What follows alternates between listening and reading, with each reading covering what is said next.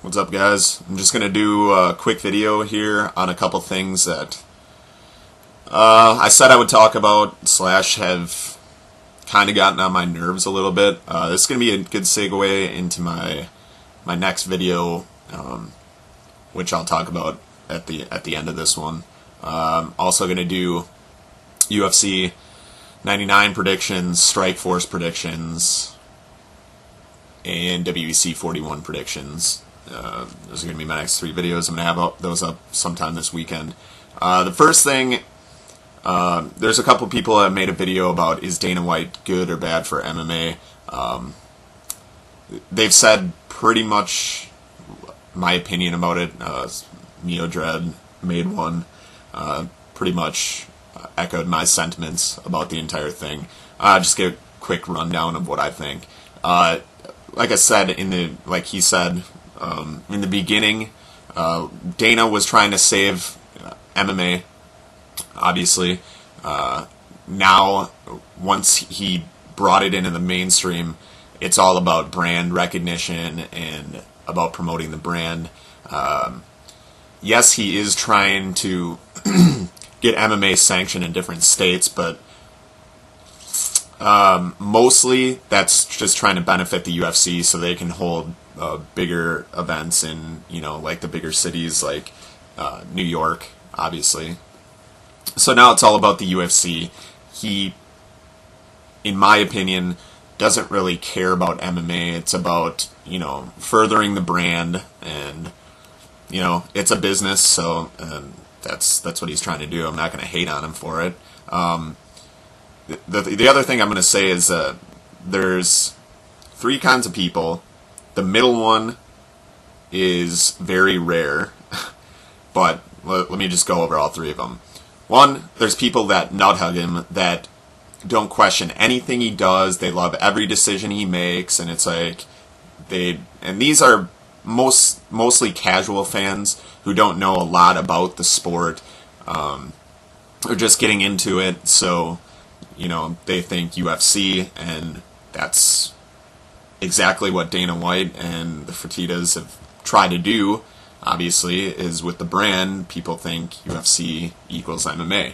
So those are the people that I think that do that don't question anything he does, and everything he does is brilliant.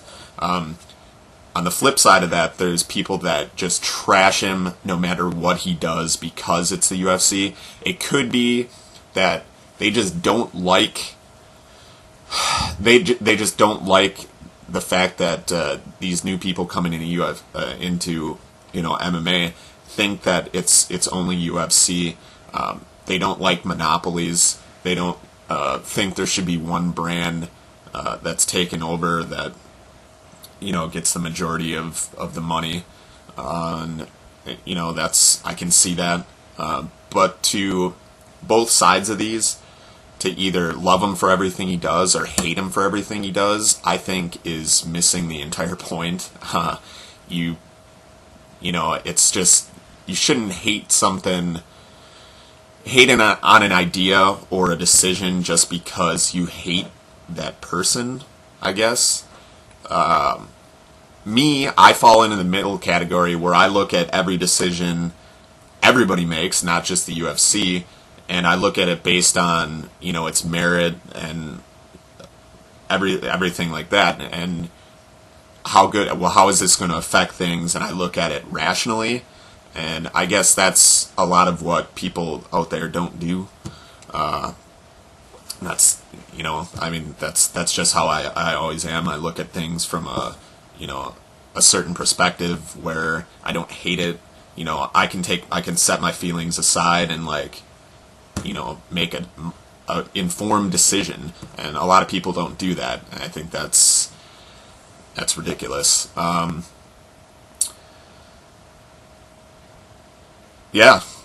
that's pretty much it about Dana White. Let's move on to another subject that I'm gonna that's treading in deep water, but internet message boards, or posting comments on articles on sites like ShareDog, MMA Junkie.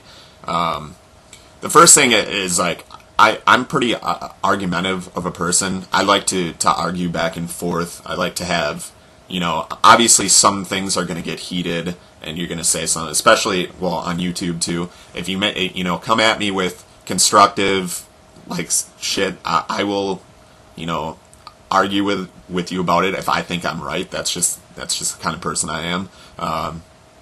If you come and try to, like, hate on me and make stupid comments, it's it's pretty counterproductive. It's pointless. I see no reason for it. Like, I'll go back and forth if you're just, like, trying to make stupid comments and, like, I know it's, just kind of playing around. Like, I take shit all the time.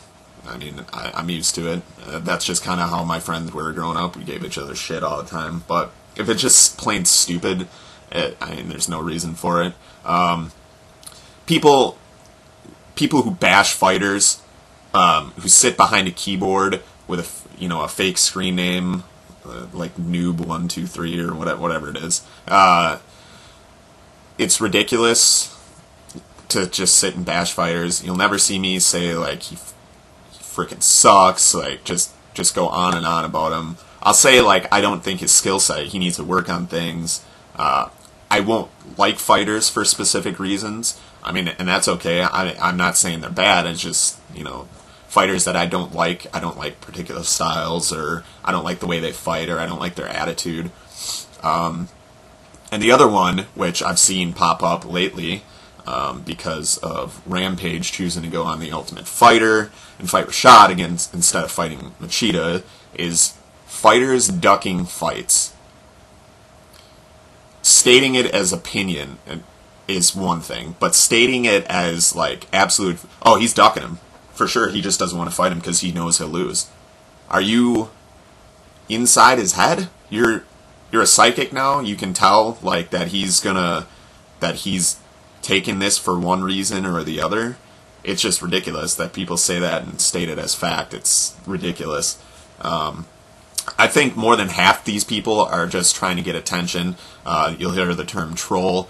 People who just say something just to initiate a response from people. And those people are just trying to get attention from themselves. And it's stupid. I mean, you guys are all dumb for doing it. It's not funny. Probably about 99% of the time. Saying cards, like fight cards, suck just because it's a UFC card or just because it's a certain brand card is another thing that I see a lot, and it's ridiculous. Some people are never satisfied, and they think the world owes them everything, and they're supposed to get their way, and I didn't get this fight, I didn't see this fight, you should put it on because I wanted it. You should know that I want that fight. And that's just not how the world works. You need to, if you think you're going to get cards that have, like, every champion fighting and every fighter you want in every card, stop watching MMA, I guess, or, like, wait 6 months and then take individual fights and make, like, a mixed DVD of the fights you want to see and go, oh, this is my whatever. Whatever you want to do. Just bashing cards is one thing.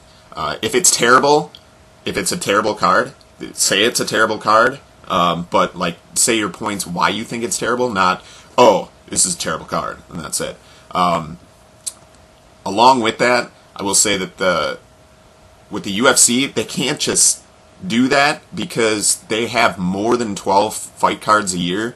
It's like 16, 17 with fight nights and Ultimate Fighter finales, and they can't just do that. They need to spread out their talent, and that's the way it is. That's the way it needs to be done. Now, for, like, year-end cards, you'll get stacked cards because they're throwing it all out there, and at certain times you'll get it. Sometimes you'll get, a string of decent, mediocre cards, and then you'll get a string of awesome cards like I believe we're about to get. Different promotions like Dream that do 6 or 7, Strikeforce now they're going to do about 12, or Affliction who only has 1 and they have a limited roster, of course it's going to be stacked because that's all they're putting on is that 1. But anyways, I thought this was going to be short, but I'm already up to 10. Couple things. I am going to be getting a new camera. I know I've said that for a long time, but I'm just trying to make a decision on a good one to get. My next video is going to be the debut of MMA 101 with the MMA professor. And it's going to go over random MMA news and notes and my opinions. And if you guys want to send me some questions, I'll answer those too. So that's it.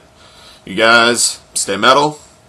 I'll have like 3-4 videos up this weekend. Later.